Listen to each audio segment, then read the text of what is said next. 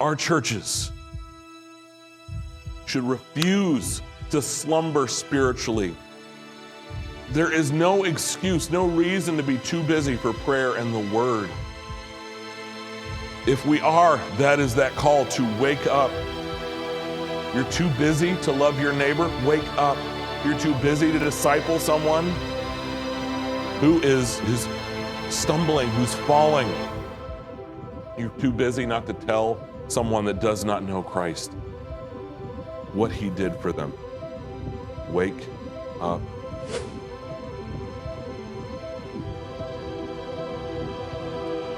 Let's turn to Revelations 3 today.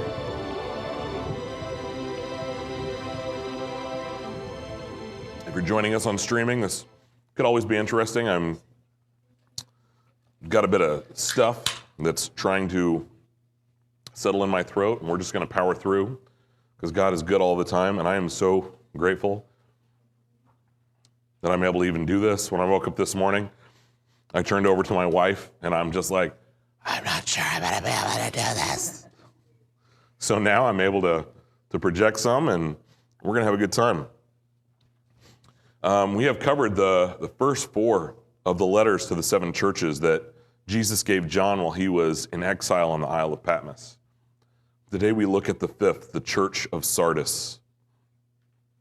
We'll read this letter, and then as we've been doing, we'll try to understand the context, the place that this body of believers found themselves, both geographically, culturally, and spiritually, and how it applies to us today. Because know this, it does apply.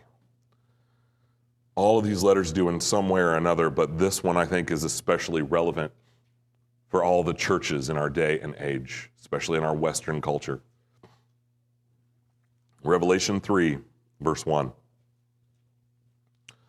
To the angel of the church in Sardis write, these are the words of him who holds the 7 spirits of God and the 7 stars. I know your deeds. You have a reputation of being alive, but you are dead. Wake up. Strengthen what remains and is about to die. For I have found your deeds unfinished in the sight of my God. Remember, therefore, what you have received and heard. Hold it fast and repent. But if you do not wake up, I will come like a thief, and you will not know what time I will come to you. Yet you have a few people in Sardis who have not soiled their clothes. They will walk with me, dressed in white, for they are worthy. The one who is victorious will, like them, be dressed in white. I will never blot out the name of that person from the book of life, but will acknowledge that name before my Father and his angels. Whoever has ears, let them hear what the Spirit says to the churches. I'm constantly amazed. We read this, and you look at the context, and you're like, okay, that's all right. They're a dead church. I was telling Laura earlier just how every one of the red letters that we see in the Gospels, Jesus doesn't waste a breath. Like every word is powerful, every word cuts, everything is alive that he says and is useful and so good for teaching. He does the same here. The context that he's hit every single church with his words are specific to that church and their culture and their background and their upbringing, even the location that they're at. And he does the exact same thing here, where he just reads their mail. And how many of you would like Jesus to read your mail? To be like, I know exactly where you are. I know exactly everything that is going on around you. Your past, your present. I know it all. Every thought in your head, every hair on your head, I know it all. He's doing the same thing here with Sardis. Sardis was another ancient city in Asia and was at one time the capital of the Lydian kingdom. They felt like they still were. They were a very wealthy city, a very pompous city. They were surrounded by very fertile land. They had literally a stream from the mountain that they were able to get gold from. And for another reason that they were so wealthy is because Sardis was the place where coined money was first invented. So it makes sense that they'd have a lot of it.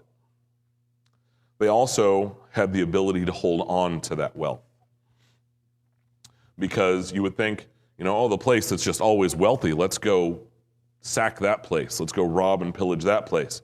The city had amazing natural defenses. Initially, it was built up on a high plateau, and it was only accessible by one path from the south that was steep and treacherous and easily defended. Guards would be stationed on a wall and would be able to sound the alarm and be able to raise a very easy defense that would just rout the enemy and they'd have to retreat. So this city has a lot going for it in the ways of the world, even though at the time of this letter, it has seen some hardships. You see, in 17 AD, it experienced a massive earthquake. And because it was such an important city and well-loved, and it was like, oh, you were famous once kind of thing, they got a whole bunch of money raised by the kingdom of that time, and they rebuilt part of it, not all of it. They rebuilt part of it, but they still lived like they're in their full glory, their full ancient glory. So they live like that. It's like very much like that Toby Keith song. You guys remember this? The I ain't as good as I once was. That's how they're living. But I was good once kind of thing. We look back and think, yeah, no, remember back then I was pretty great and I still am, even though we might not be capable of doing some of the things we once could in our youth. Anybody ever overextended themselves? At a certain age, you get to a place where you're like, I should be able to lift that, or I should be able to run there, or I should be able to do that thing, and then we go to do it, and your body is just like, wait. And it does not let you. Here begins the part in Revelation 3, verse 1, that Jesus says a familiar phrase to the church of Sardis. I know what your city is about. I know what you are about. I know your deeds, and I know what you're up to. Now, this is a bit of a break in the pattern in this letter, because here's the part where Jesus, in the first 4 letters, said something good about the other churches, like Ephesus, where he says, I know you're doing good works. Smyrna, I know you're in poverty, but you're spiritually rich. Or to Pergamum, I know you're remaining true in the place where Satan lives. Or Thyatira, I know your love and faith and that you're doing more now than when you started. Do you see what's missing in Sardis? I know your deeds. Full stop. It's like Jesus saying, I know you're there. I know you exist. No positive follow-up. No, well, at least despite some difficulties, some trials, some error in your ways, at least you're doing this. They don't get any of that. They just get, you're there. That's like Jesus coming up to you and saying, I know what you're doing. I know the real you. You may have everyone else fooled, but not me. You're just existing. People look at you and see what you used to be when you were alive and on fire for God, and then you just coast on that. Jesus would look and say, I don't see someone alive in Christ at Sardis. I see someone who is dead and dying. That can seem, I think that's just right there, seems so incredibly harsh. But Jesus can only speak truth, and again, a reminder that this message is a call to come back to him. This message is being delivered in love because it's not too late. They can come to him. They can be alive again. This message can either be received with prideful disgust or a shock to the system that wakes us from death to life, and Jesus wants the latter because his next words are, wake up! We have that thing that I would like to shout that in churches sometimes, more than I do. Because when we start digging into the Word of God, there's this thing in our flesh that just goes, not interested. I would rather be dead in my flesh than alive in Christ. And so I'll just tune out and think about my own stuff. Remember how I said Sardis was near impenetrable? Like most cities, it had guards stationed at the chief weak points. They were supposed to be on patrol, especially when it got late at night. And sometimes they'd fall asleep or assume that no one was going to attack in the dark from a steep path that they would have to get up to. No one's going to attack us in the dark from this one point. They'd fall to their deaths. They'd die. There's no way. So let's just not pay attention. Oh, you got that's your station? Oh, have a nice nap. In 549 BC, Cyrus took the city at night because the guards had become lazy and overconfident, and the Persians lined up in a straight line and climbed up that weak spot that the guards just were not paying attention to. And they took the city. In Roman times, a soldier that fell asleep at their post was considered a traitor to Rome. Because if you let an enemy in, it put everyone at risk. And for every person that got killed by the enemy, their blood was on your hands. What's crazy here to me is that you'd think Sardis would learn a lesson, right? That was 549 BC, 549 years before Christ. It's like, oh man, remember that time we got completely taken because we let our guard down? Guess what? History repeats itself just a few centuries later in 218 BC. Same thing, different army. Sleepy, overconfident guards make way for the enemy to just come right in. You would think that weak point would become like their primary focus, right? They'd be like, hey, whatever happens, don't fall asleep at that post. Because you never know. You never know. That might be the place where the enemy is going to launch a full-on attack at that one weak spot. And are you going to be sleepy and overconfident and just assume, nah, I'm fine? Let's take a look at 1 Corinthians 10. See, Sardis let their guard down because of what they had, because of who they were, because of their wealth, their pride, their defenses, and right when they think they're safe and that nothing bad will happen, it does. The Bible has so many useful verses about being alert, about being ready, and not becoming complacent in our faith. 1 Corinthians 10 has such a passage as Paul talks about the Israelites, the one who saw the 10 plagues, who saw the miracles in Egypt, who saw the Red Sea part. They saw amazing things. Let's see what they took away from the wonders of God. 1 Corinthians 10, verse 1. For I do not want you to be ignorant of the fact, brothers and sisters, that our ancestors were all under the cloud, and that they all passed through the sea.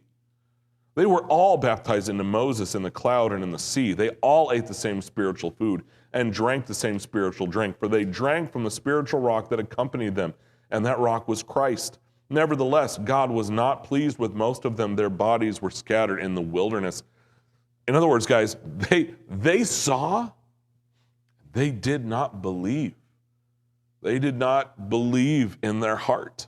They did not love God with all their heart, soul, and mind. They just saw and they were like, I really want to do my own thing. Verse 6. Now these things occurred as examples to keep us from setting our hearts on evil things as they did. Do not be idolaters as some of them were. As it is written, the people sat down to eat and drink and got up to indulge in revelry. We should not commit sexual immorality as some of them did, and in one day 23,000 of them died. We should not test Christ as some of them did and were killed by snakes. And do not grumble as some of them did and were killed by the destroying angel.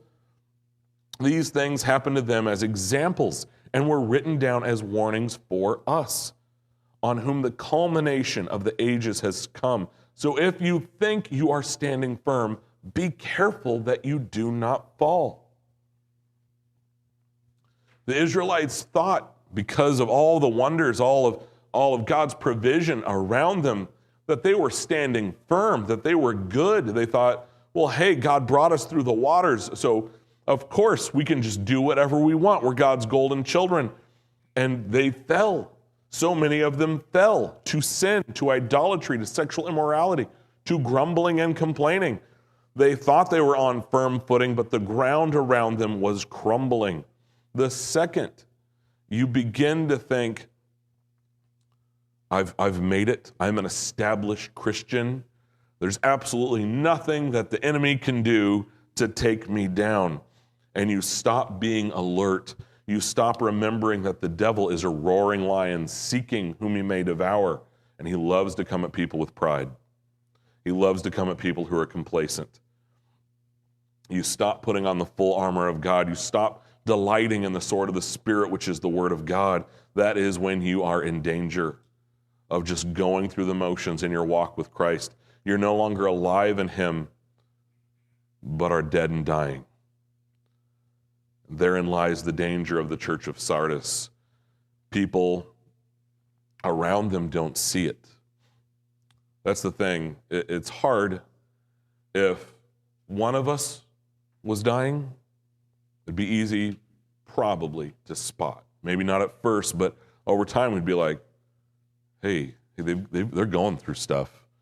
They're ignoring the law of God. They're not loving the Lord with all their heart, soul, and mind. They're not loving their neighbor as themselves. They're not making disciples.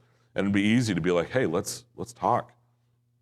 But when the whole church is dying as a whole, it's sort of like that frog that's in the temperature that's slowly getting turned up and doesn't notice that they're dying, doesn't notice that they're about to be cooked alive. That's very much the thing here.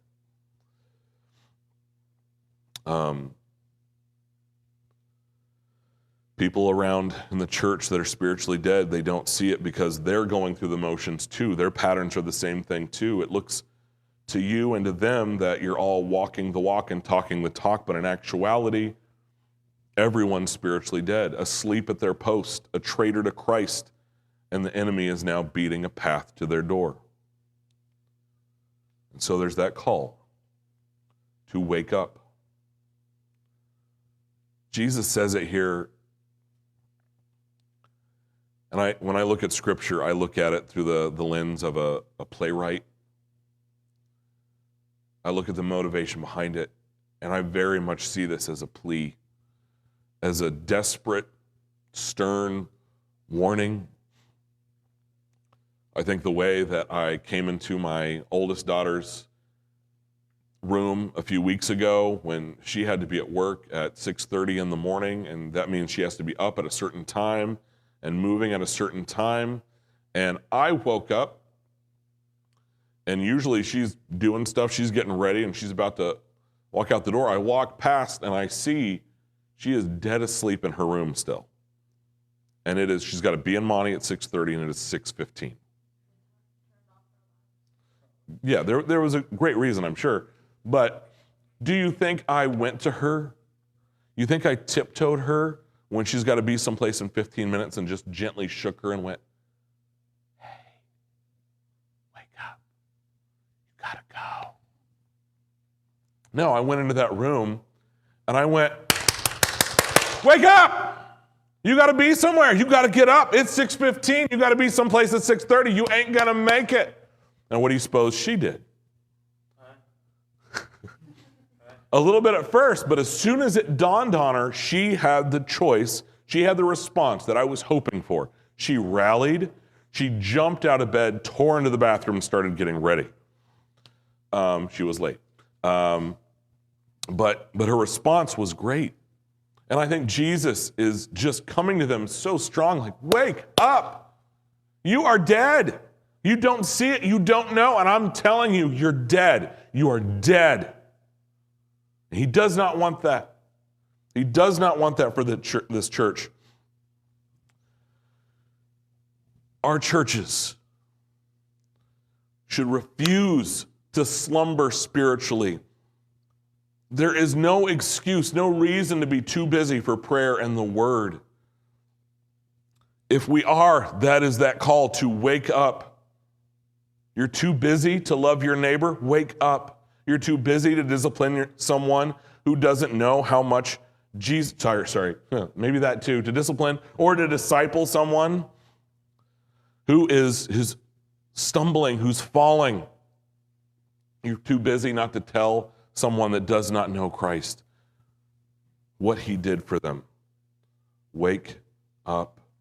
God has given each of you gifts and talents that he would have you use, and he has planted you as a sentry on his wall for the kingdom, and you do not want to be caught sleeping. When you are called to escort someone through the gates safely that would know him, and you don't want to be caught sleeping when the enemy comes to steal, kill, and destroy. The church must be awake in the service of our Lord and Savior Jesus Christ and ready to repel any and all spiritual attacks from the evil one. The church of Sardis is called to do that. If I look at the text next there in Revelations 3, they're called to do that by first strengthening what remains. They've been taught the gospel, guys. They've read it for themselves, but they're letting it slip because you can't hold on to something tight when you're falling asleep. They are to wake up and strengthen what remains. God would have them get a firm grasp on his word again, on sound doctrine, on what the word of God actually says, not cherry-picking verses, but reading it for understanding and then living it. Strengthen what remains of your prayer life, of your love for one another. Guys, I have made the fatal mistake of doing ab workouts 4 times a week. And, oh my goodness, not that you can tell. The first week I did it, I was on day 3, and I thought I was going to die. I mean, like, ab workouts are not fun. The second week, also very difficult, did not like, really wanted to just quit. The third week, I had this epiphany of, I don't think I'm going to die. I think I'm going to be able to power through this. Until I got to the burpees, and those still might kill me. But you know what? Here's the thing. If I take a week off, just a week, just 7 days, and I go back to it again, will I feel like I still got it? Or will I feel exactly like that way I felt in week 1? It just takes a little bit of time off. Just a little bit of complacency. Just a little bit of, I really don't want to do this anymore. For us to put ourselves in jeopardy, for it to all be like we're starting back at square one again. You cannot take a week off from strengthening what remains, guys. You're either growing stronger in your relationship with Jesus and coming more alive in him, or you're falling asleep and dying. Jesus tells Sardis, I've found your deeds unfinished. Love God, love people, make disciples. You started the love God part. You began meeting in a church, but then what you just began, you started to coast on. That initial feeling of, it's like, Jesus loves us, thank goodness for God's grace, this is so great. They didn't produce, they did not strengthen. I know way too many Christians that this happens to. They get real excited about the things of God real fast. And then, oh, a squirrel. And they run off. Guys, it's the story of youth ministry in a nutshell. Kids go real deep, real fast, but then they allow themselves to get pulled away by the cares of this world. And the seed that was planted in the soil of their life, it dies. Let's be a church that finishes what we start, which I believe is the good, pleasing, and perfect will of God. He's put you where he's put you. Now, what are you doing about it? Are you serving him the way he would have you serve? Are you loving the way he would have you love? Are you growing the way he would have you grow? Are you going to quit when it gets hard? Or are you going to dig in and say, the enemy is not going to get past my part of the wall. Now, your part of the wall might feel harder than someone else's part of the wall. Anybody ever look at other people's lives and start contrasting and comparing? It's like, well, if I only had what they had, I could be effective for the kingdom. But I don't, so God's just going to get what he's going to get. And you're not going to give it your all. The thing is, guys, we all have our talents and gifts. And what he gave you, he planned and purposed for you to have. It means something to God. He loved you enough to give you what he gave you and then said, now go forth and produce. When you find yourself,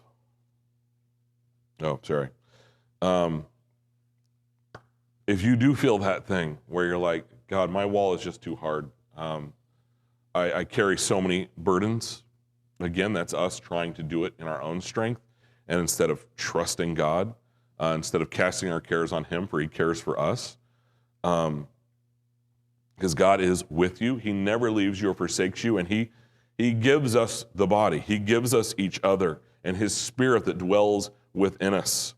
All these things will keep our arms up, will give us each other to rouse one another when we see that we're becoming spiritually drowsy, to rouse us and go, wake up, it's time. It's time to wake up. It's time to get back in the Word. It's time to forgive. It's time to love. It's time to serve. It's time to get our butts out there and tell the world that Jesus loves them.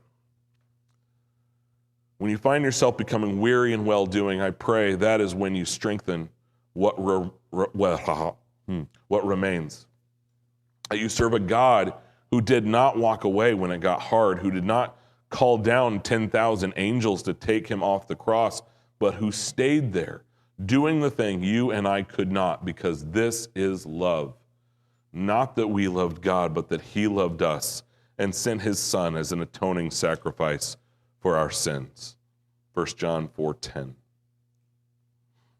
So Revelations 3:3 tells Sardis to remember what they've received and heard and hold it fast.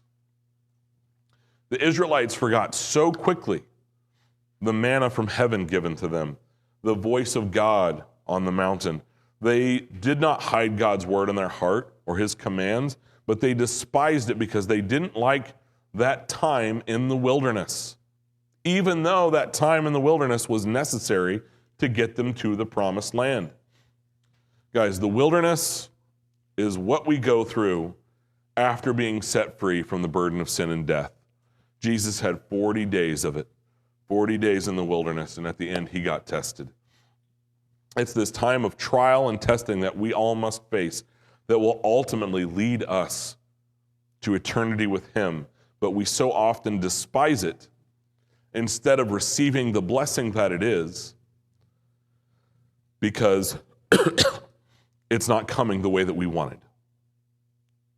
Let us hold fast to what we've received from his word, what we've heard.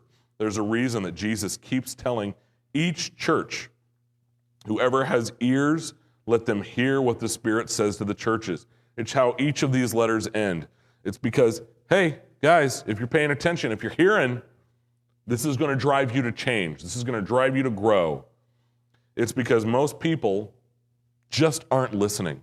Back then and now, it's like that moment, unfortunately, when I realize I'm in a room with my wife and I'm engaged in my phone or the TV or something else, and my wife starts talking, but I don't realize it until she's asking me, so what do you think? And I go, what? And now I'm in trouble, right? And now I have to do that thing of, could you repeat? And then she'll go, what part? And I'll go, all of it. Can you start at the beginning? Can you tell me the thing again? Proverbs 4:20 sums this up so well. A father's words to us. My son, pay attention to what I say.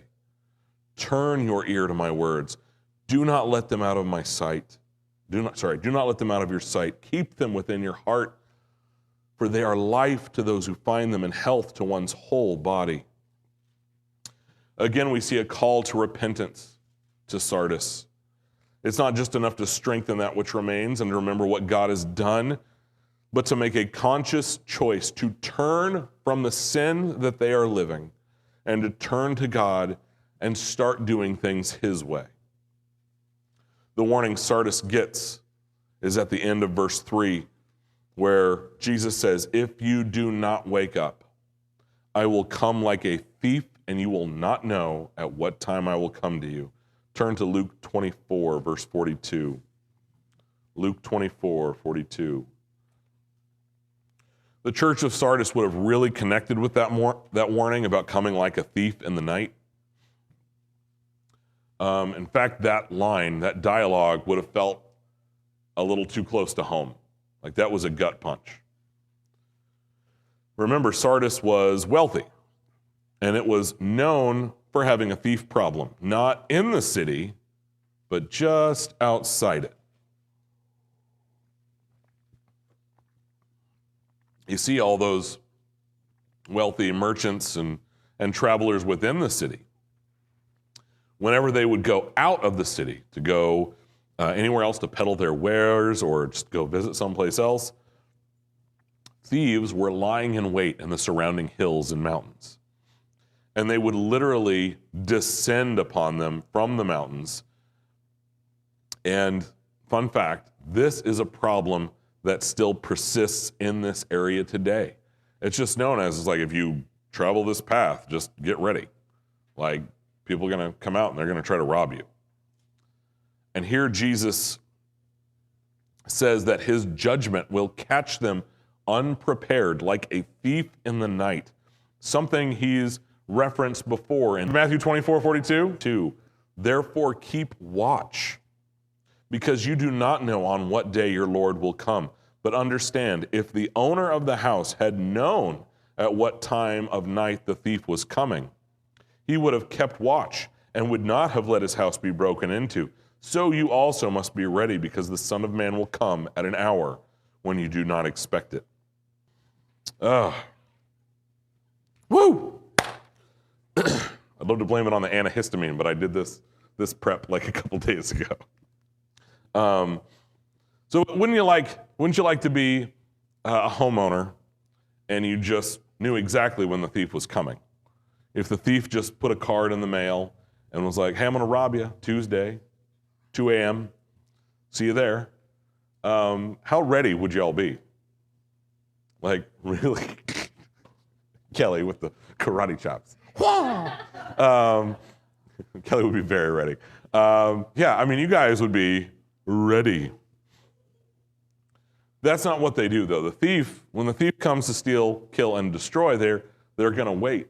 You know, we all remember Home Alone, spoilers, you know, if you haven't seen it, just where they're looking for those houses that they know are going to be empty, those houses where it's like they know they've done their research, they know, if it's got an alarm or not, they know the weak points, the points of entry, what they're going to do, even what they're going to steal. You guys don't think the devil's not trying to do research on you? I don't say that to scare anybody, because you got Jesus, if you got the blood, you should not fear the devil. You should not. But you should be aware that he is seeking for those weak points, those chinks in your armor that you allow to exist. And he is not going to give you a warning. He is not going to say, it's like, okay, I'm coming on this day and date, and this is how. He is going to surprise. He is going to come, and he is going to try to test you and shake you for your very core. And it's right there in those moments that you say, do I trust in the blood of Jesus, or do I rely on my own strength to try to get by? We be ready. We have the word of God ready. The same way Jesus was in the wilderness and he got tested, he came back with the word. The word quoting the word. Man, that is powerful. That is the number one thing we have right there in our arsenals, the Holy Spirit given that word that we have been putting eyes on, and then it wells up within us and it comes out of our mouths. And we resist the devil with it, and he must flee. Sardis is going to get judged because they're not going to listen to this warning. Jesus really wants them to, but they're not going to. We know this because Sardis, the city that was once the pride and joy of this area, the wealthy kingdom that everyone was like, wow, you guys are so wealthy and cultural, it doesn't even exist anymore. The city, gone. It was destroyed completely in 1402 AD. No church remains there, no city remains there, just a few ruins. There's a town named Sarta in the surrounding area that's just a few miles down the road from where it was. That's the only thing that's there. There is no church. There are no Christians in the area. It's interesting because the name Sardis means that which remains. And now in present day, what remains is nothing. They got that letter from Jesus, and they chose to stay asleep, chose to stay dead. And when Jesus came, that was it. And it'll be that way with some churches when Jesus comes, possibly many churches. They will be slumbering away when Jesus appears like a thief in the night. But Jesus does say in Revelation 3, verse 4, that there are a few who have not soiled their clothes, who will walk with Jesus dressed in white, for they are worthy. It had to be hard being those few that were living for Jesus and being in a dead church. Again, there wasn't like another church you could just pack up and go to. These people would have wanted people to wake up. These people would have seen that letter and been like, finally, we're going to change, right, guys? We're going to wake up. Because these were people that were refusing to compromise their faith, refusing to die spiritually. And for them, it would have been much easier and more comfortable to just die along with the masses. But these few chose not to, and for that, Jesus says that he will walk with them dressed in white. When Romans came back from a successful battle where they were conquering or protecting the realm, everyone who could wore white as a sign of victory. It was an acknowledgement for the people who went out and came back that we see you were one who continued to stand, who did not fall asleep at your post, but stayed at the wall. You clung to Christ even when all seemed lost, even when everyone else was abandoning their post. You didn't walk away, but held your ground, and for that, you have victory in Jesus. And I love that it says here at the end of verse 4 that they are dressed in white and walking with Jesus because they are worthy. It doesn't matter their station. They held fast. They refused to compromise, so they are with Jesus. Revelations 3 verse 5 says, the one who is victorious will, like them, be dressed in white. I will never blot out the name, that person, from the book of life. I will never blot out the name of that person from the book of life, but will acknowledge that name before my Father and his angels. We talked about if you were a Christian back then, especially in Smyrna, but in all of these churches, at any time, they were in Rome still. This is all the kingdom of Rome. Every Christian was in danger of having their citizenship removed, which means it's like, well, you're not a person anymore. Every citizen of Rome was registered, much like we are today as citizens in the United States. When you were born here, you got issued a birth certificate and a social security card. Imagine if you got a letter in the mail that told you you're no longer a U.S. citizen. I know, Grace would be very upset. Your social security card number has been wiped. It has been expunged. Your driver's license gone. And all rights and privileges you had as a U.S. citizen gone. That was what was happening to Christians in the Roman world at this time, including some right there in Sarda. It was seen as a great shame to ever lose your citizenship. And it often meant death or banishment was right around the corner. That's why Jesus says that beautiful part for those truly following him. You're going to be victorious, And your name can't ever be erased from the book of life. You're his because you chose him back. You chose to stay alive in Christ. Let Sardis be a warning to our church and to other churches not to become spiritually complacent, not to become dead, but to be alive in Jesus. I pray that's never us here at New Beginnings, but absolutely encourage you to be that voice that occasionally leans over to one another as we walk in this life, as we get in each other's business, as we see our struggles and what's happening, and we put that loving arm on each other's shoulders and we say, hey, wake up. Wake up. Do the things that you did at first. Love the Lord your God with all your heart, soul, and mind, and your neighbor as yourself, and make disciples. Whoever has ears, let them hear what the Spirit says to the churches. May the Lord bless you and keep you. May he make his face to shine on you and be gracious to you. And may he turn his face towards you and give you peace. Wouldn't that be great? Luke 24:42. No, that is, they gave him a piece of broiled fish. Check Matthew. Oh, that's awesome. Woo! Stay alert, you guys. Make sure the word of God is being put out there correctly. It is Matthew. It's Matthew 24:42. Guys, I would love to say that was a test. Can I tie in the broiled fish? I'm like, maybe. Be alert. Sometimes you might eat broiled fish. And you might have thought it was chicken, but it is not. It was broiled fish the whole time. I love when that happens, guys.